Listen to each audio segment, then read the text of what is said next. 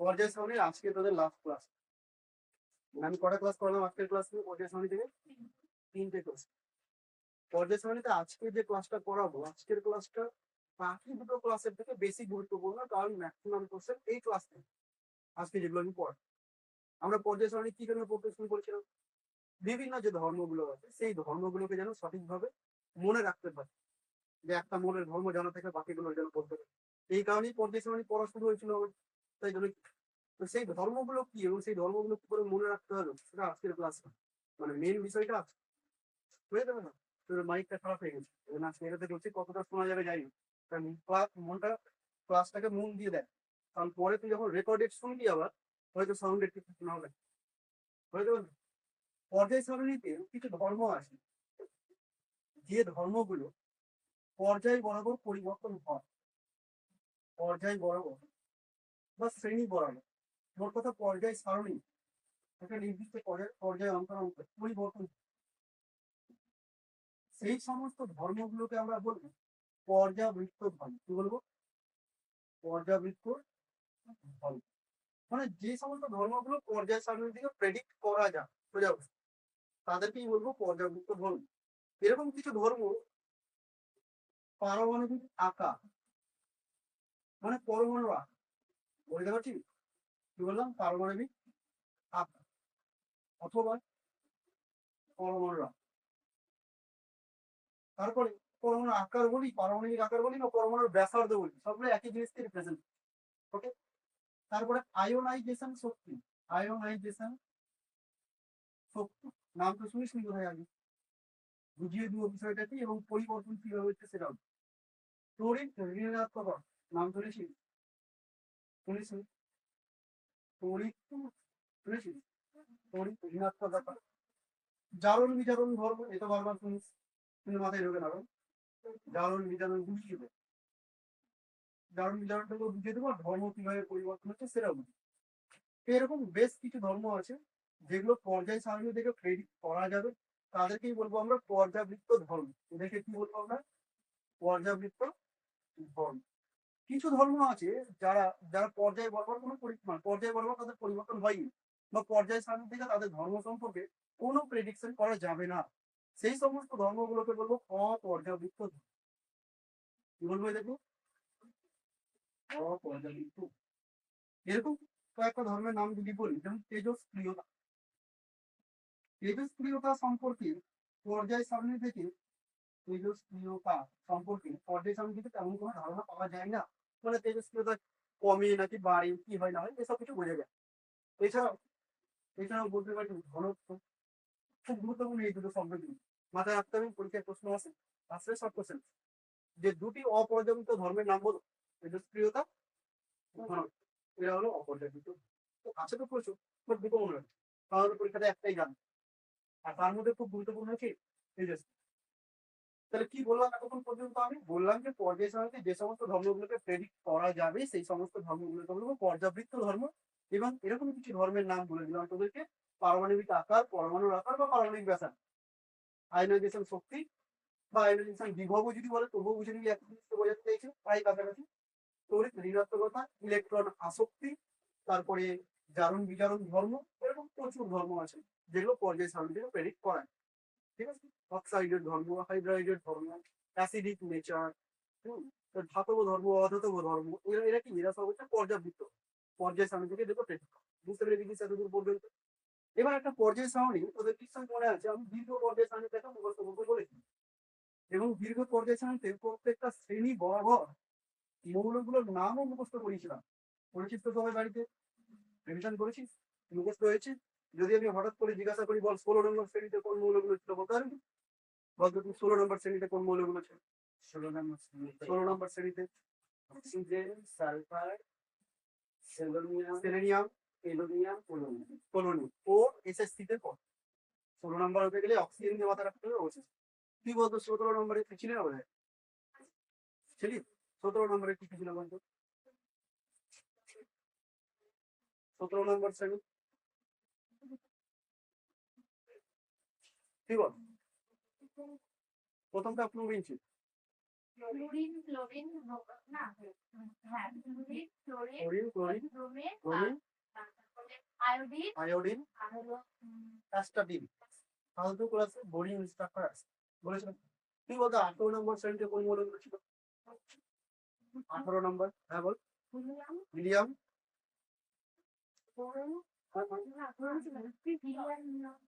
ছিল মানে এত কাছাকাছি। হিলিয়ামের পরে কি ছিল? হিলিয়াম, কি বললে?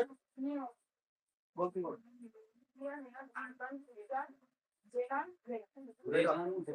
রেডন, এনা আর কোরিন যাবে রাশিয়া।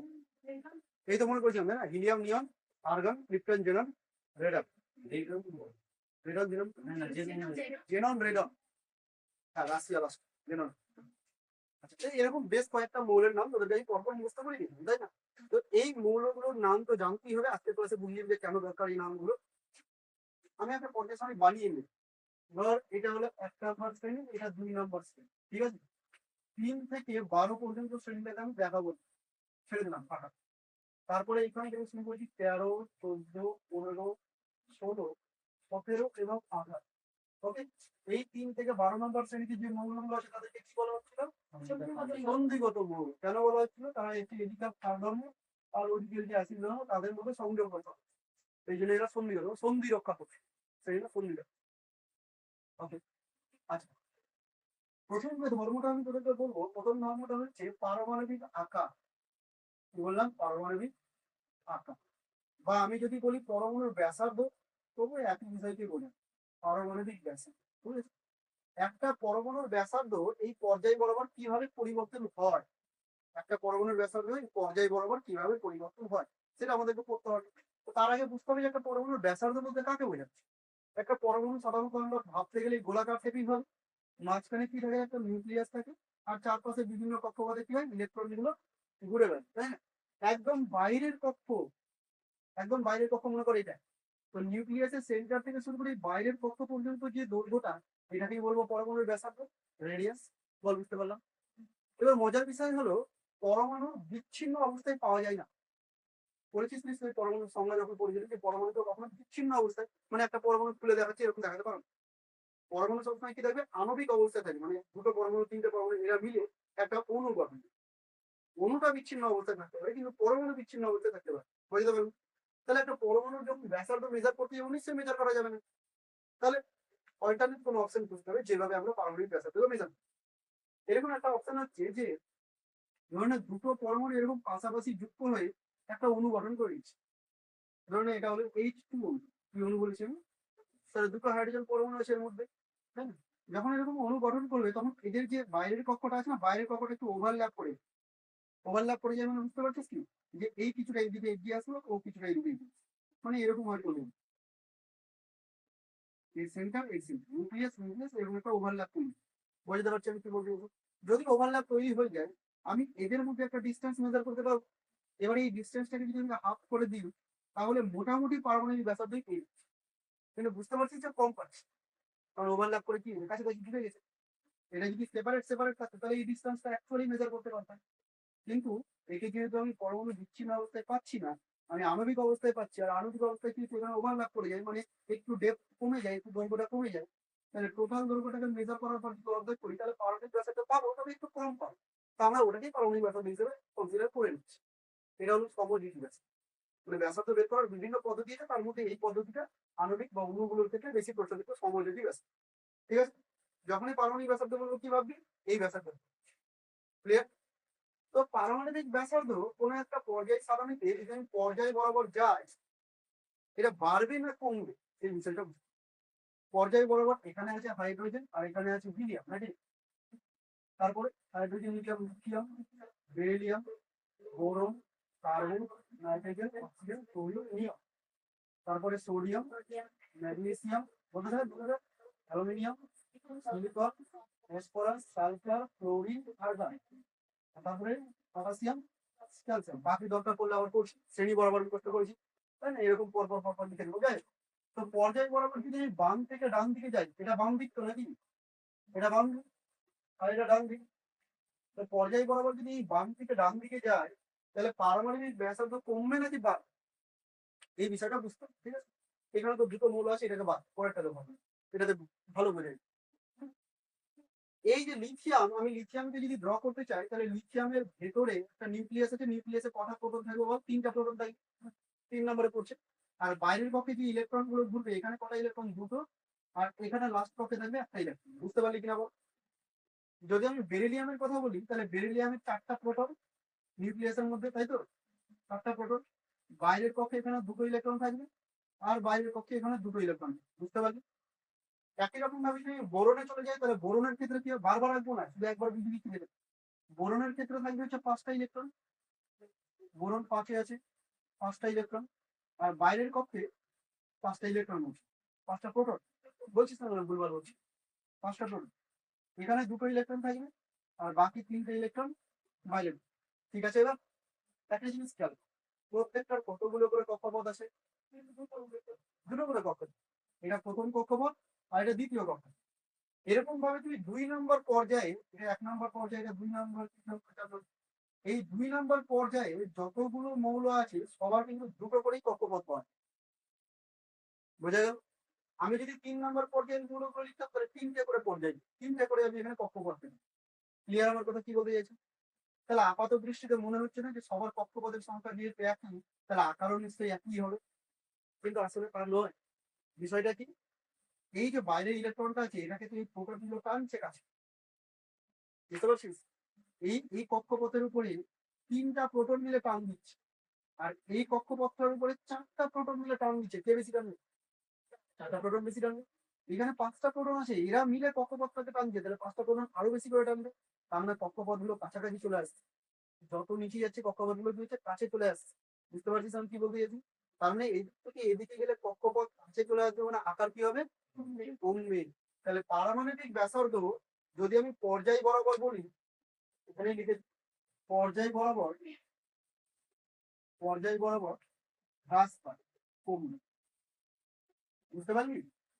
আমি লিখেছি বাম থেকে ডান দিক, তুই ভেবে নিবি সবসময় বাম থেকে ডান দিকে করবি। এদিক থেকে বোঝা গেল কিনা বল? তাহলে পারমাণবিক ব্যাসার্ধ এই দিক থেকে এই দিকে হ্রাস পায়। এই জায়গাটা কিন্তু খুব কনসেপচুয়াল, শুধু মুখস্থ করলে চলবে না। কারণ পরীক্ষাতে যে প্রশ্নগুলো দিবে তাতে ভেবে ভেবে আনসার করতে হবে। তুই ভাবিস না এটা যে ডাইরেক্ট এটা পর্যায় বরাবর কি হয় বল, এই প্রশ্ন দেবে না কোনো।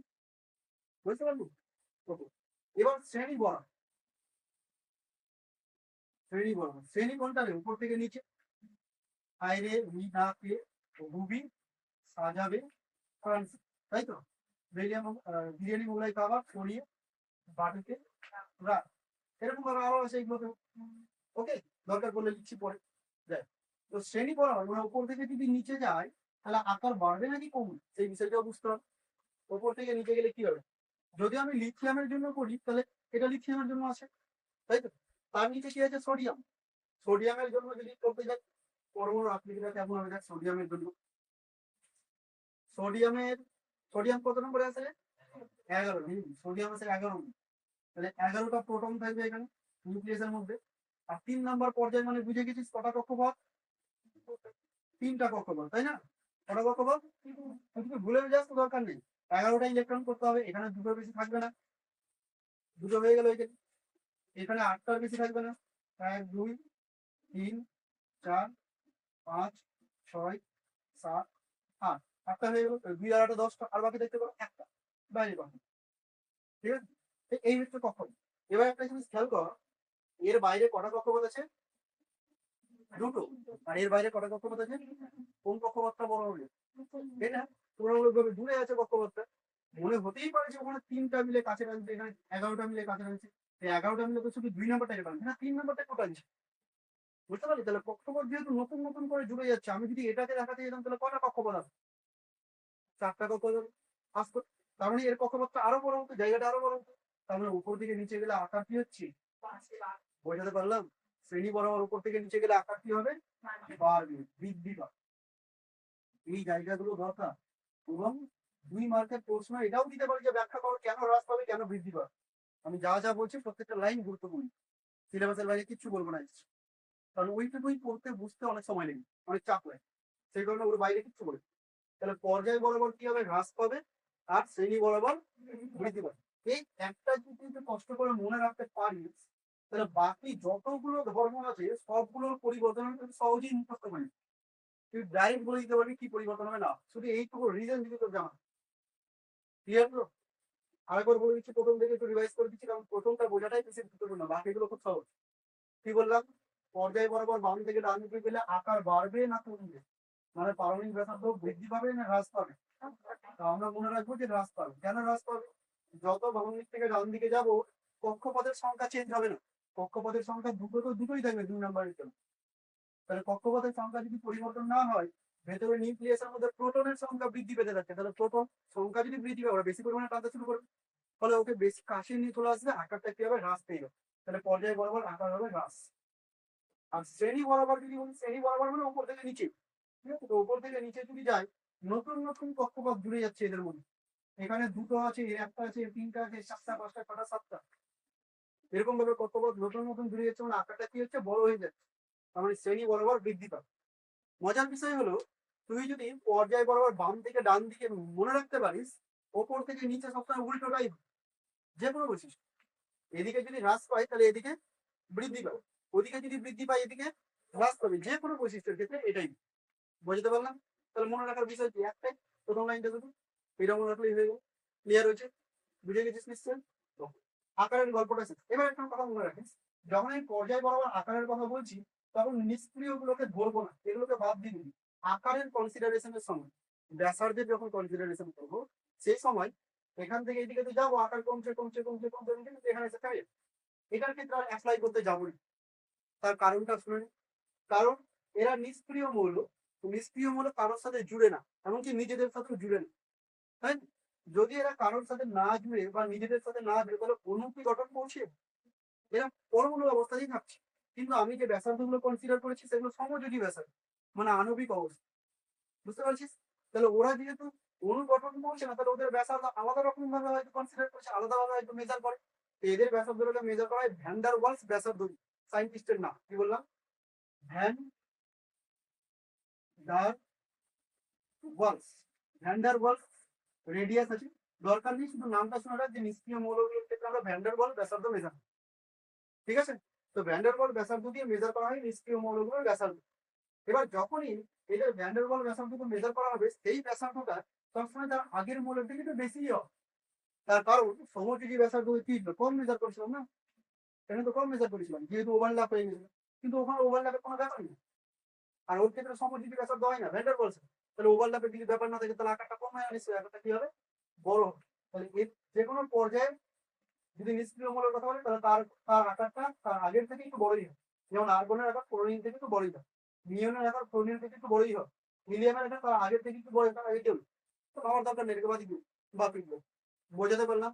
নিষ্ক্রিয় মৌলের কথা যদি বলা হয়, তাহলে তার আগের শ্রেণীতে যে মৌল আছে তার থেকে একটু বড়ই হয়, একটু বড়ই হয়। সেই জন্য আমি হ্রাস পাই কথাটা বলেছি কতক্ষণ পর্যন্ত? 17 নম্বর, 18তে যাচ্ছে। বোঝাতে পারলাম? ওপর থেকে নিচে গেলে আকার কি হয়? বৃদ্ধি পায়, ওদিকে গেলে আকার কি হয়? হ্রাস পায়। আমাকে বলতে পারবি সব থেকে কম বা সব থেকে ছোট ব্যাসার্ধ কোন মৌল? সব ভেবে বল, আমি যা গল্প বলেছি তার উপর বেশ করে কি বলতে পারবি? ম্যাজিক হারিয়া, হ্যাঁ? হিলিয়াম, হাইড্রোজেন, হ্যাঁ?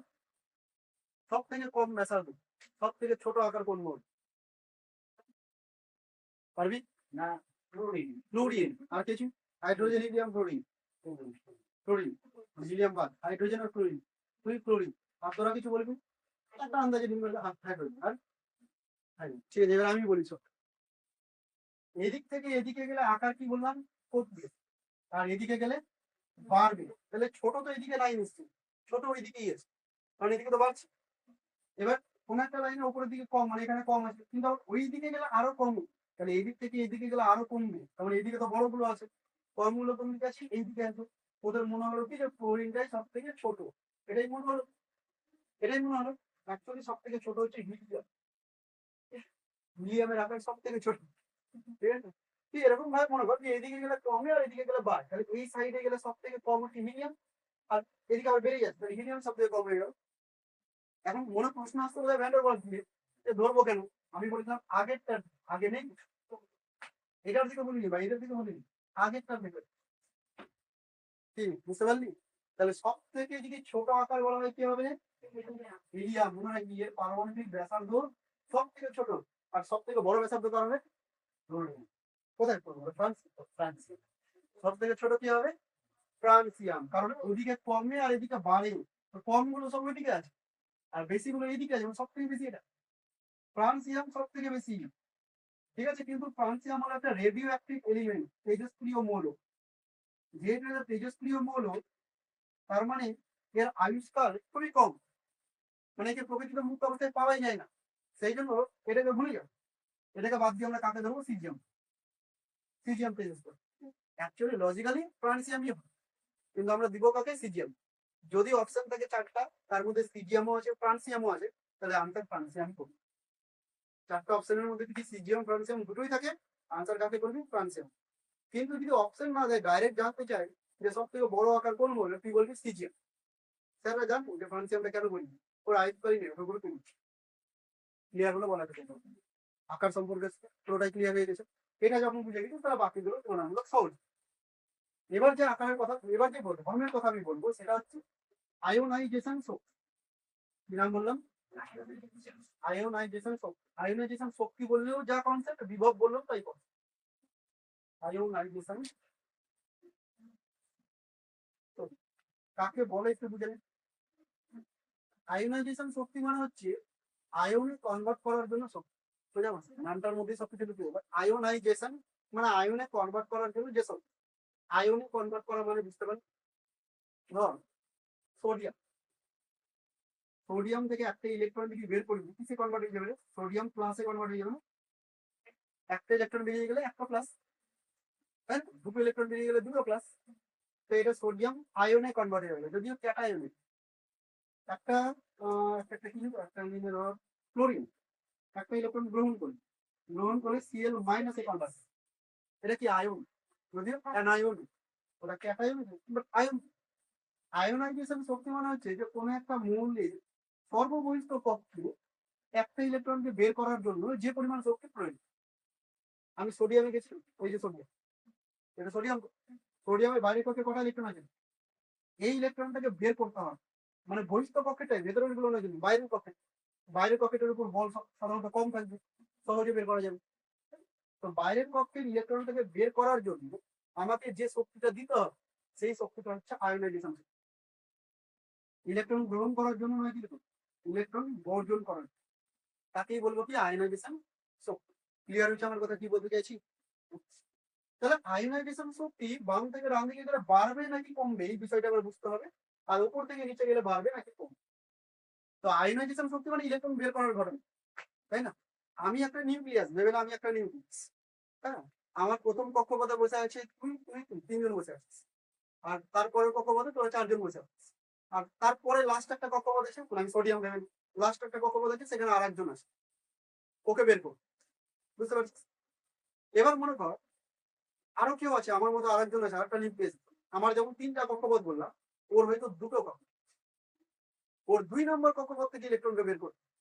কোন কক্ষপথ থেকে ইলেকট্রন বের করা বেশি সহজ?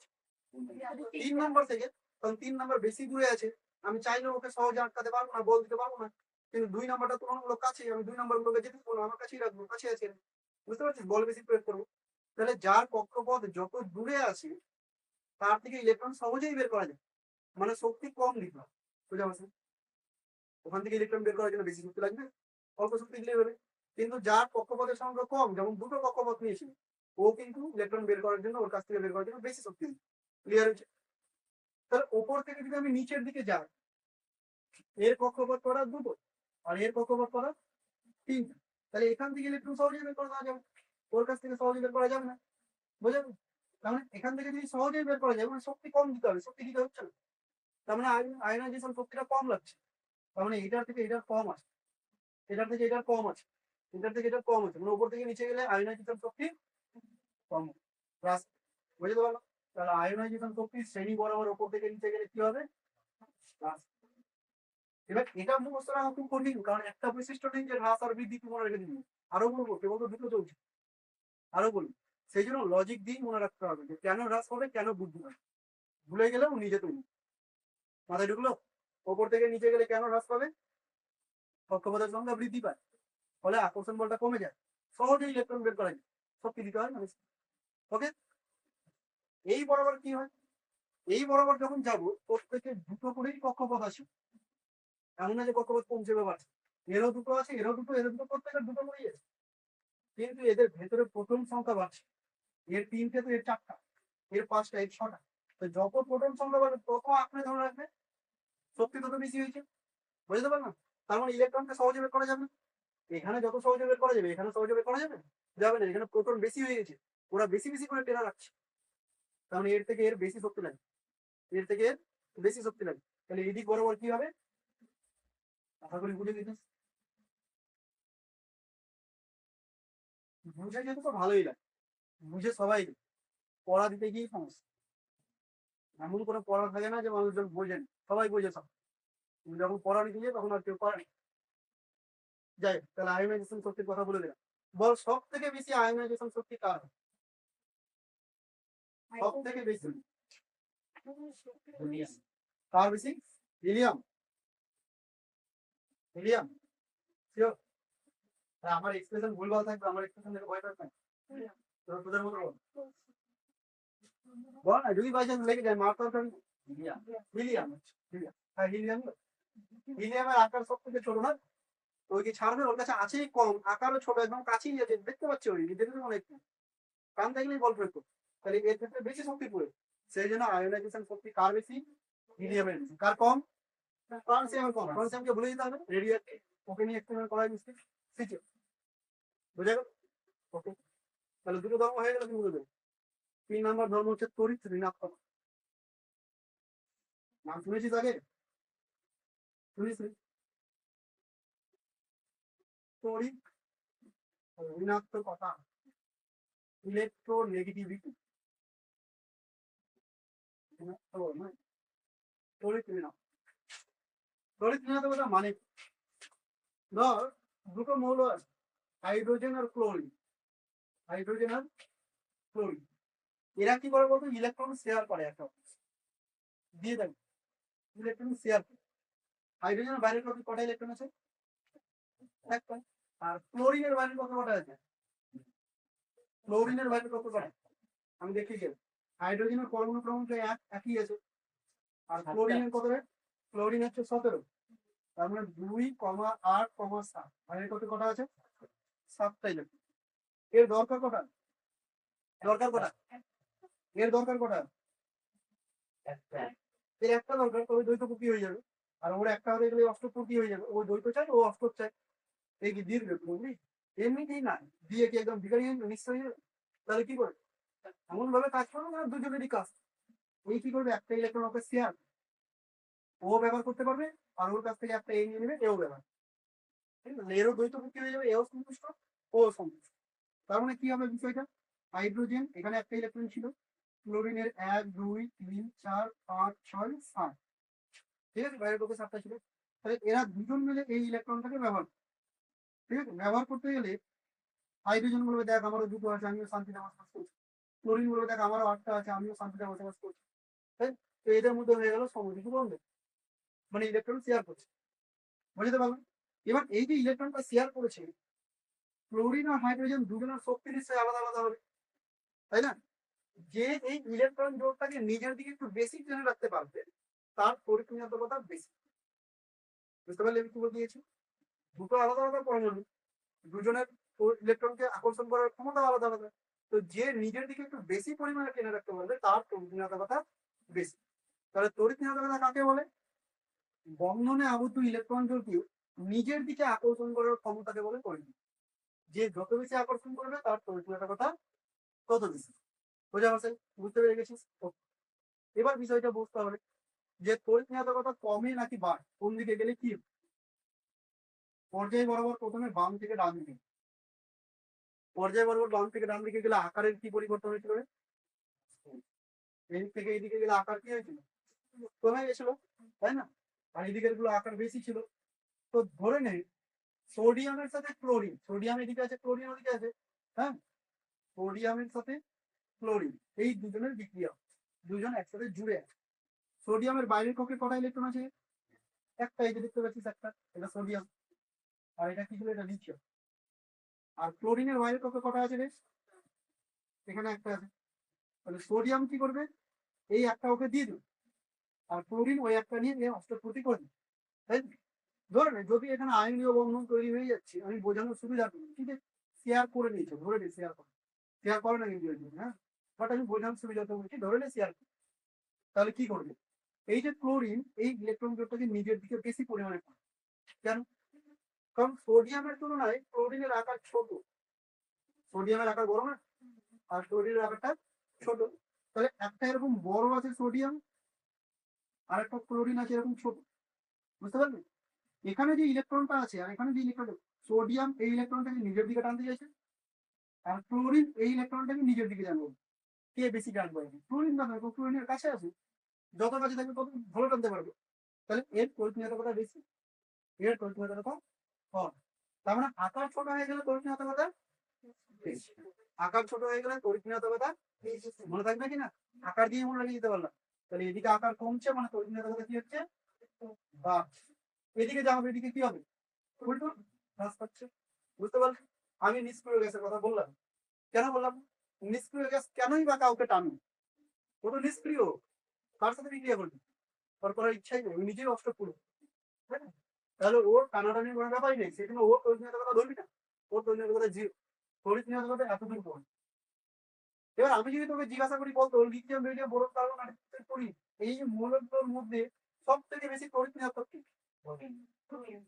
এই লাইনে সব থেকে বেশি প্রয়োজনীয়তা ক্লোরিন।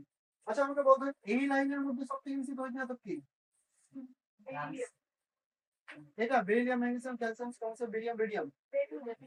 এর মধ্যে ওদিকে গেলে বৃদ্ধি পায়, এদিকে গেলে হ্রাস পায়, তখন সব থেকে বেশি বেরিলিয়াম। ওভারঅলে যদি বলি সব থেকে বেশি প্রয়োজনীয়তা মূল কি, পুরো পর্যায় সামনে সব থেকে বেশি প্রয়োজনীয় লজিক, নিজের বুদ্ধি খাটা বলতে পারবি, পুরো পর্যায় সারণীর মধ্যে সব থেকে বেশি প্রয়োজনীয়তা মূল কোনটা, ফ্লুইড।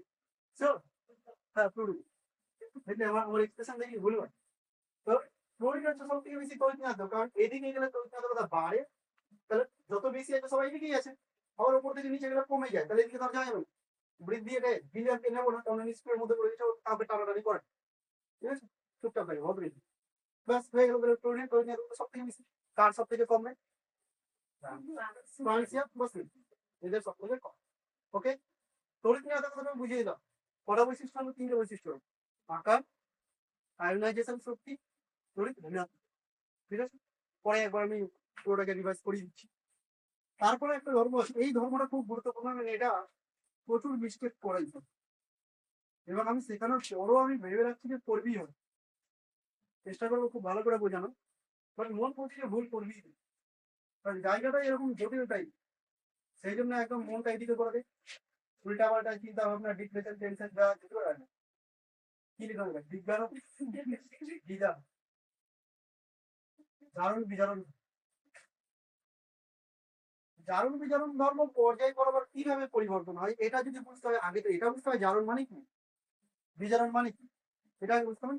তো জারণ মানে হচ্ছে কোন একটা ধাতু, মেটাল, সোডিয়াম হতে পারে, লিথিয়াম হতে পারে, ক্যালসিয়াম হতে পারে, কোন একটা ধাতু, ও যদি ইলেকট্রন বর্জন করে, বর্জন করে যদি ক্যাটায়নে কনভার্ট হয়ে যায়, তাহলে এই ঘটনাটাকে বলা হবে জারণ। কি বলা হবে? জারণ। এইটার নাম হচ্ছে জারণ। জারণ এরকম জারণ ছাড়ন মানে ছেড়ে দিচ্ছে, জারণ কি করবে, ছেড়ে দিচ্ছে, ইলেকট্রন ছেড়ে দিয়েছে, তাহলে এই ঘটনাটা যা। যদি এরকম হয় যে কোনো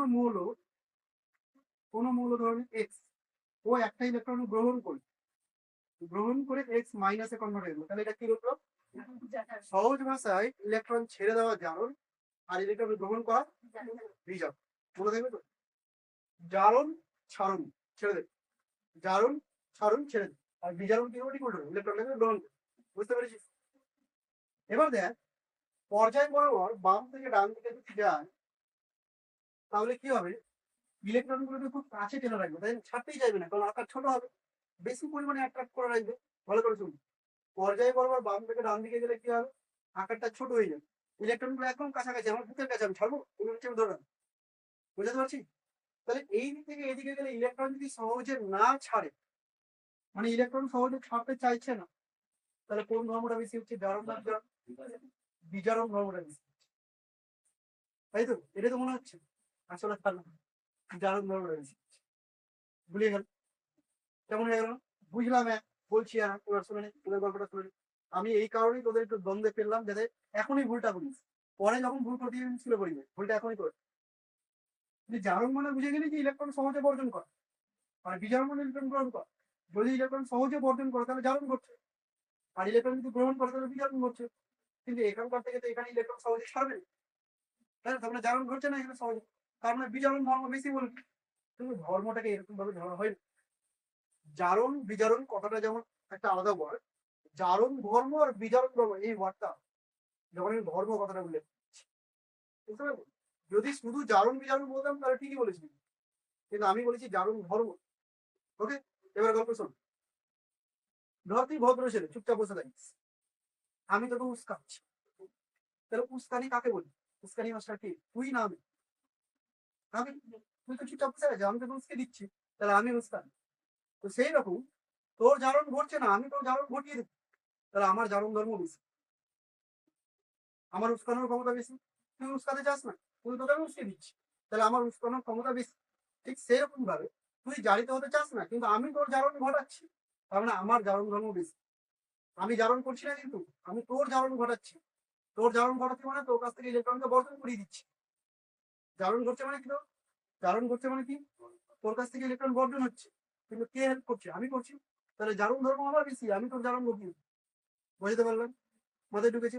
তাহলে এদিক থেকে এইদিকে যদি যাই, ইলেকট্রন সহজে বর্জন করবে না, ইলেকট্রন গ্রহণ করতে চাইবে, তার মানে ও অন্যজনকে বর্জন করাতে চাইছে। এই যদি ইলেকট্রন গ্রহণ করতে চায়, তাহলে অন্য কারোর কাছ থেকে ছিনিয়ে নিবে, তার মানে অন্যজন ইলেকট্রন ছেড়ে দিবে, তার মানে ওর জারণ করাচ্ছে, সেই জন্য এর জারণ ধর্ম বেশি। আবার বলবো, ঠান্ডা মাথায় আবার বলবো। জারণ কথার অর্থ হচ্ছে সহজে ইলেকট্রন ছেড়ে দাও। যে যত সহজে ইলেকট্রন ছেড়ে দিবে সে তত জারিত হবে।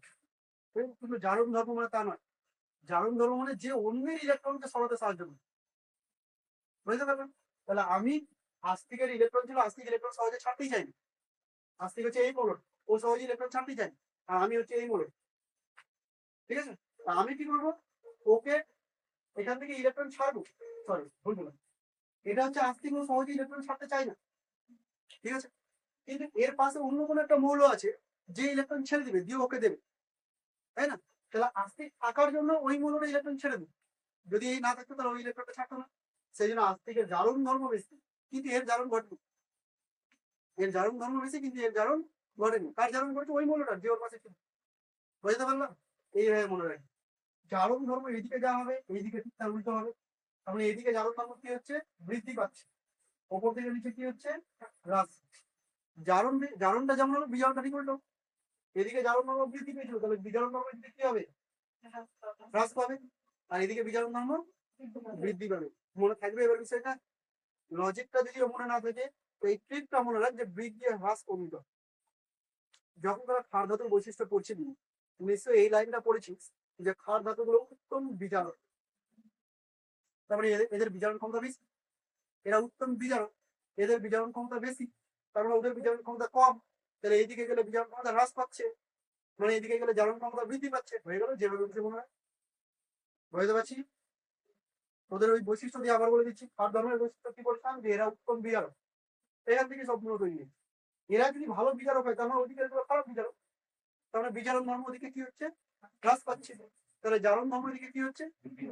যদি বলে যাচ্ছে এরকম ভাবে তৈরি করে মাথায় ঢুকলো কিনা? আর লজিকটা বলে দিলাম যে অ্যাকচুয়াল লজিকটা কি ছিল, যে কেন ওদিকে জারণ ধর্ম বৃদ্ধি পাচ্ছে, বিচারণ ধর্ম হ্রাস। ওকে, বুঝতে পারলাম? এবার তোকে পরীক্ষাতে প্রশ্ন কেমন দিতে পারে শোন। পরীক্ষাতে প্রশ্ন দিতে পারে এরকম। পরীক্ষাতে প্রশ্ন দিল, ধর এরকম chlorine, astatine, iodine, chlorine, bromine, এই মৌলগুলোকে এই মৌলগুলোকে আকারের ঊর্ধ্বক্রমে সাজাও। আকারে ঊর্ধ্বক্রমে সাজান। কি বললাম? আকারের ঊর্ধ্বক্রমে মানে কি? হ্যাঁ, ঊর্ধ্বক্রম মানে উপরের দিকে, নিচ থেকে উপরে যাবে, ছোট থেকে উপর, ঊর্ধ্বক্রমে সাজান। এবার দেখ, এটা জানতে হবে যে উপর থেকে, এটা জানিস যে উপর থেকে নিচে গেলে কি পরিবর্তন হয়। তুই এটা কি জানিস যে কোন মূল আগে আছে, কোন মূল পরে আছে? এটা যদি না জানিস তাহলে হয়ে যাবে সমস্যা। কারণ কাকে আগে রাখবি, কাকে পরে রাখবি। সেই কারণে আমি ওগুলো করতে বলেছিলাম, ফালতু ক্লাসে বোরিং ইন্সট্রাক্টর আছে। ঠিক আছে? তাহলে এখন তুমি মনে মনে এটা সাজিয়ে নে যে আগে ক্লোরিন, তারপরে ব্রোমিন, তারপরে আয়োডিন, তারপরে অ্যাসপারটিন। তোকে ভুল করানোর জন্য এরকম ভাবে উল্টাপাল্টা করে দিবে যাতে তোকে হিংসি দিতে চাইছে। ঠিক আছে? তাহলে তুই এটা বুঝে গেছিস, তুই এটা আগে থেকে জানিস। এবার উপর থেকে নিচে গেলে আকারের কি পরিবর্তন হয়ে যায়? উপর থেকে আকার নিচে বৃদ্ধি পায়, কারণ কক্ষপথের সংখ্যা বাড়ছে। তাহলে উপর থেকে নিচে গেলে আকার কি হবে? বৃদ্ধি পাবে। তাহলে সব থেকে বড় পেয়ার কার হবে? অ্যাসপারটিন, তারপরে আয়োডিন, তারপরে ব্রোমিন, তারপরে ক্লোরিন, আর তারপরে ক্লোরিন। ঠিক আছে? তোদের মাধ্যমিক লেভেল পর্যন্ত এই সমস্ত জিনিসই ঠিক আছে। কারণ এই কারণে বলছি মাধ্যমিক লেভেল পর্যন্ত, কারণ 11-এ উঠে পর্যায়ে সবাই আবার করবি, সেখানে বেশ কিছু ব্যতিক্রম বলতে যেমন আমি একটা ব্যতিক্রম করে দিচ্ছি। ধর আমি এরকম মৌল দিলাম, beryllium, boron, lithium, nitrogen, oxygen, carbon, floor. ধর এই মৌলগুলো দিয়ে বললাম যে এদেরকে আকারে নিম্ন ক্রমে সাজাও বা অধক্রমে সাজাও। বুঝতে পারলেন কি বলতে চাইছি? এদেরকে আকারে নিম্ন ক্রমে সাজাও বা অধক্রমে সাজাও। সাজাতে দেখি বলতো কে আগে হবে কে পরে হবে? নিম্ন ক্রমে সাজালে গেলে কি হবে?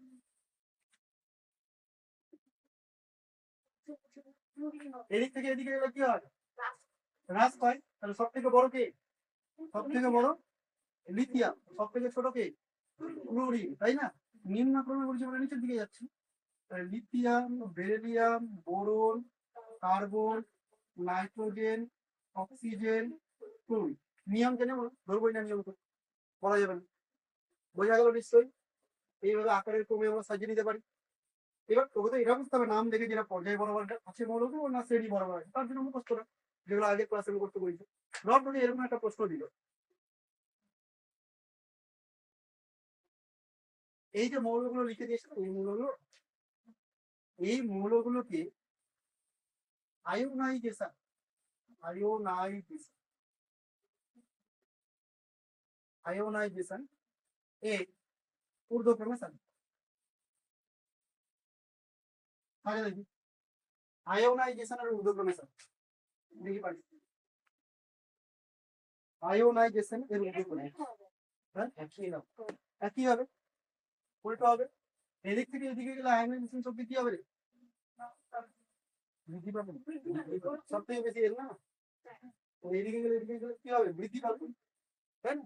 তো ওদিক থেকে ওদিকে যদি বৃদ্ধি পায় তাহলে লিথিয়াম ঊর্ধ্বক্রমে বলছি, মানে বড়গুলো পরে lithium, beryllium, boron, carbon, nitrogen, oxygen, chlorine. ওদিক থেকে ওদিকে গেলে কি হবে? বৃদ্ধি পাবে, তাই তো? বৃদ্ধি পাবে। কিন্তু কিন্তু এই সিরিজটাতে একটু ব্যতিক্রম আছে। এই ব্যতিক্রমের কারণগুলো আমরা এখন করবো না, শুধু জেনে রাখ যে ব্যতিক্রম আছে। ক্লাস 11-এ কেমিস্ট্রি করবি তখন ভালো মতো শিখে যাবি, কেন কেন বিরক্ত হই ওই জন্য এখন বলবো। ব্যতিক্রম কোথায় কোথায় আছে? বাচ্চাদেরকে যখন মানে সামলানো হয়, ছোট ছোট বাচ্চাদের, ওরা সেই কাজটাই করে যে কাজটা ওদেরকে করে বারণ করে। ওখানে যাবো না বাবু, ওখানে যাবো, তাই না? এটাতে হাত দিবা না, ওটাতেই হাত দিবি। তো তুই এরকম ভাবে মনে রাখবি, বাচ্চাদেরকে কি বলবি? Baby, baby no.